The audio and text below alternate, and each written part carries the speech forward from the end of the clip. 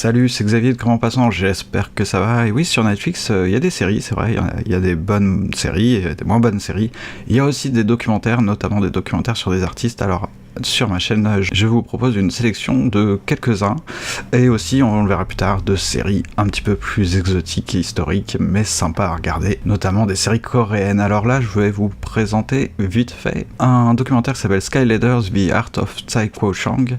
Donc c'est un documentaire sur Tsai Kuo-chang, qui est un artiste célèbre aujourd'hui, contemporain. D'ailleurs, il est né en 1957 en Chine, dans la province du Fujian en 1957. Et ce documentaire a été réalisé par Kevin MacDonald. Alors lui, il est connu pour avoir réalisé et scénarisé certains documentaires.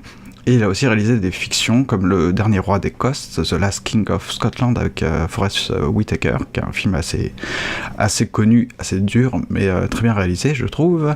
Et il a aussi réalisé donc ce documentaire qui est sorti initialement le 14 octobre 2016 à New York aux États-Unis, et maintenant depuis il me semble 2 ans il est disponible dans le catalogue Netflix. Tsai Kuo-chang, il a une vie je trouve assez fascinante, assez intéressante. Il a fait ses études dans les années 80 à l'école de théâtre de Shanghai, mais il est parti vivre au Japon de 1986 à 1995, et c'est là qu'il a étudié les propriétés de la poudre à canon, puisque une majeure partie de son œuvre connue, ce sont des événements pyrotechniques. Alors que je dis événements pyrotechniques parce que je pense qu'on peut pas réduire ça juste à des feux d'artifice. C'est beaucoup plus balèze et fascinant. Alors j'en ai jamais vu en vrai, j'ai vu que le documentaire.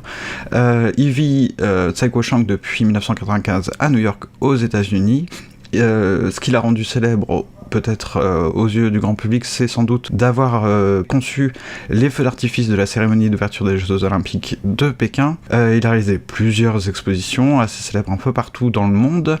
Il a été exposé à la Biennale de Venise en 1999, au Queen's Museum of Art, bref, un peu partout. Et moi, à titre personnel, je suis tombé sur certaines de ses œuvres au cours de mes voyages, de manière complètement au hasard, comme par exemple l'année dernière à Naoshima, où sans crier gare, j'ai pu admirer des sculptures dans une sorte de parc sur l'île de Naoshima, qui est une île dédiée à l'art, on peut dire. Et cette œuvre, c'est Cultural Melting Bath Project for Naoshima de Tsai Kuo-chang, qui l'a réalisé en 1998. D'ailleurs, je vous invite à voir la vidéo de cette île sur mon autre chaîne dédiée au voyage. Voilà. Donc je vous mets le lien vers ce documentaire en description de la vidéo, et puis je vous souhaite un bon visionnage, et n'hésitez pas à me dire dans les commentaires ce que vous avez pensé de ce documentaire.